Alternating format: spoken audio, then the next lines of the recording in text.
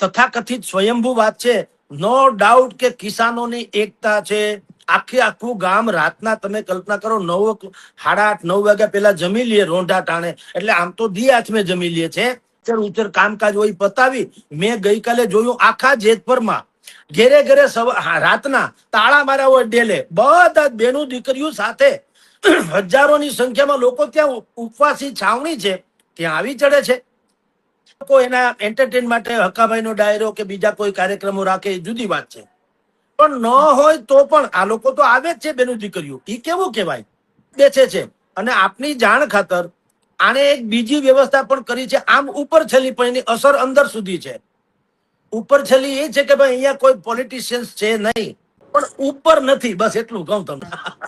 અને કાંઈ વાંધો નહીં, અંતે તો બધું ભલે, પણ જે કાંઈ છે તે જેતપુરમાં કિસાનોનો જે સંયમ છે, શાલીનતા છે, હકીકતે ગાંધી ચિંતા માર્ગની જે પદ્ધતિ છે એ બધું તમને જોવા મળે.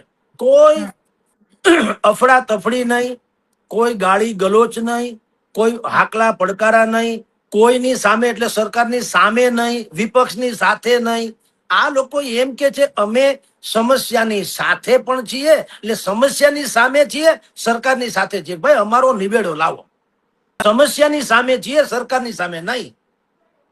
અને એની બિલકુલ વાજિબ વાત છે કે તમે અમને પાર્કિંગ ચાર્જ આપો, ભાવ ઘટાડો જમીનનો થઈ ગયો છો એનો ડિફરન્સીસ જે થાય છે એ પણ અમે આપો. સ્વાભાવિક થી માગે. એ જે હાઈ ટેન્શન વીજ લાઈન જે નાખે છે એના જે વાયર હોય છે ઉપર, એ વાયરની નીચે તમે ખેતી કરો તો તમને શોર્ટ સર્કિટ થાય ને એ પ્રકારની જણજણાટી થાય છે. અને એક તો ઈ પણ પ્રોબ્લેમ છે, બીજો ન કરે નારાયણ અને ભવિષ્યમાં વાયર તૂટી જાય કદાચ અને કંપની ફોલ્ટ થી કાંઈ નુકસાન થાય, કોઈ ખેડૂત કે કોઈ એનું પશુધન કે કોઈ એનો પાક નાશ પામે, તો એનું શું? એ પાછી ત્રીજી માંગ છે કે ભાઈ તમે એ પણ અમારી સાથે MOU કરો. પાછું મૌખિક કુછ નહીં, MOU લેખિતમાં કયો કે આ ખેતરમાંથી અમારો વીજ થાંભલો અને વીજ વાયર પસાર થાય છે કંપની ફોલ્ટ થી. મેં કીધું એમ, નહીં તો શું થાય?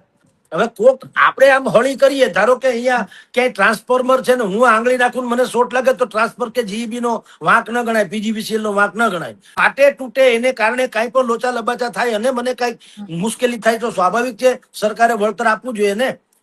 એટલે આ લોકો અદાણીના કેસમાં એવું કે છે કે તમે જે વાયર નાખો છો એ વાયર તૂટી પડે, ન કરે નારાયણ ને, અથવા એમાં કોઈ પણ હિસાબે શોર્ટ સર્કિટ થાય યા કુછ પણ થાય, એને કારણે અમારું પાક, પશુધન કે અમે એટલે કિસાન, આ ત્રણેયને કઈ જો નુકસાન થાય તો એનું વળતરનું શું એ પણ તમે MOU માં મેન્શન કરો.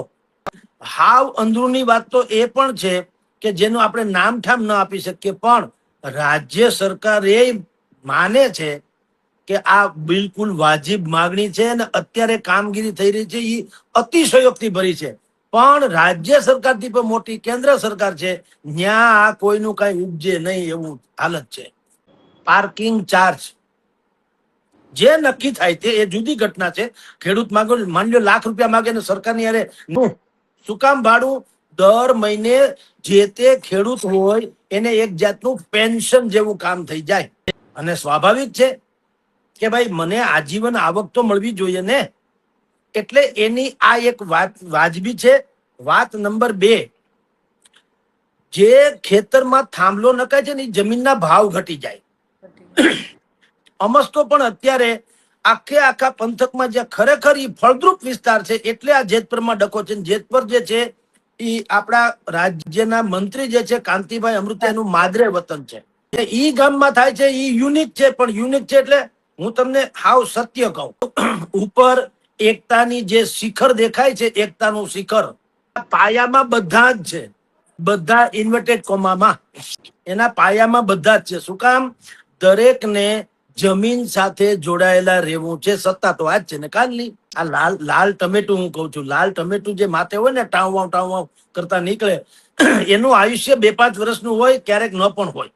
તમે જો જમીન સાથે જોડાયેલા હોય એટલે કે તમારો જનાધાર હોય, મતદારો સાથેનો તમારો લાઈવ સંપર્ક હોય, તો તમને અઘરા છે કે અવગણી શકે કોઈ સરકાર. આ સરકારી યોજના હોય ને એટલે સરકાર દ્વારા સરકાર માટે અને સરકારથી, તો પ્રોબ્લેમ નથી. આ અદાણી દ્વારા અદાણીની કંપની માટે ને અદાણીની કંપની થ્રુ થઈ રહ્યું છે, તો ઈ તો દાદાગીરી છે કાયદેસરની.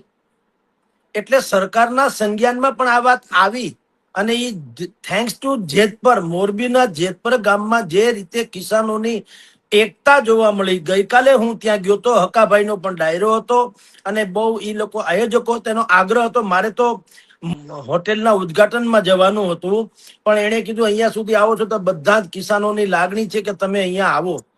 તો મેં કન્વે કર્યું, મેં ત્યાં પણ કીધું, તમને પણ કહું, મેં કીધું લોક અને તંત્ર, લોક એટલે નાગરિકો, તંત્ર એટલે સરકાર, લોક અને તંત્ર વચ્ચેનું માધ્યમ મીડિયા એટલે મીડિયા પર્સન.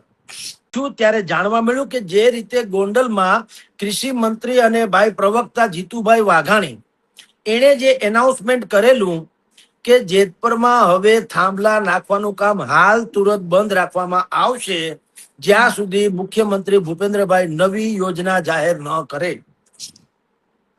એટલે જેતપરમાં તો એ સ્થગિત છે, પણ બીજે બધે પાછું ચાલુ તો છે. ગુજરાત, મને જાણવા મળ્યું ગઈકાલે જેતપરના કિસાનોએ કીધું કે અહીંયા સ્થગિત છે પણ બીજે બધે ચાલુ છે.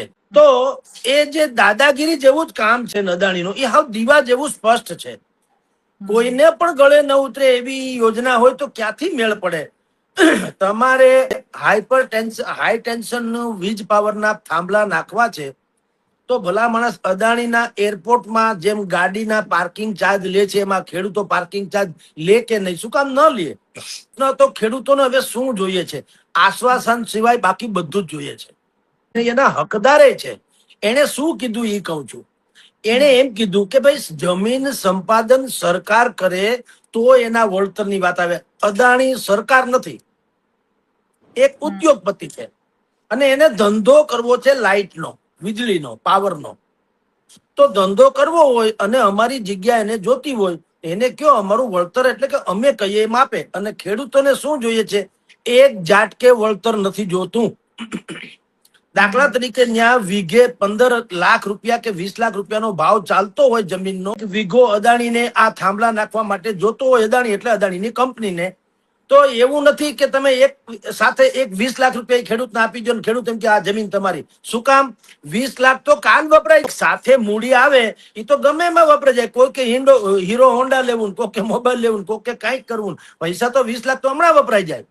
કિસાનોને શું જોઈએ છે કે ભાઈ અમારે દાખલા તરીકે 10 વીઘા જમીન છે, 2 છોકરા છે યા 3 જ છોકરા છે, બધાને 3 વીઘા અમે આપીએ, અને 1 વીઘામાં ખેડૂત જે માલિક પોતે જે ફાધર એના ભાગમાં 1 વીઘો રાખે, તો 1 વીઘામાં તો અદાણીનો વીજ પોલ ઉભો છે. તો ઈ એમ કે છે કે તમે જેમ અમે એરપોર્ટમાં પાર્કિંગ ચાર્જ આપીએ છીએ એમ થાંભલો નાખવો, પાર્ક કરવો છે થાંભલો તમારે 10, 15, 20 વર્ષ સુધી, અને આમ આજીવન હોય છે. ખબર ને? એ બધી 99 વર્ષના પટ્ટા જેવું છે, પછી કોઈ 99 વર્ષ પૂરા જ નથી થતા, ક્યાંય નથી થયા. તો આ 10, 15 વર્ષનું અત્યારે કે છે, એનો જરૂરી નથી 15 વર્ષ પછી અજાણ્યાના માણસો આવીને થાંભલો ઉપાડીને લઈ જાય ઘરે. એવું છે ને? એ આજીવન ખોડી નાખે. તો જે જમીન માલિકો છે એ શું કે છે બેન, કે તમે અમને ભાડું આપો.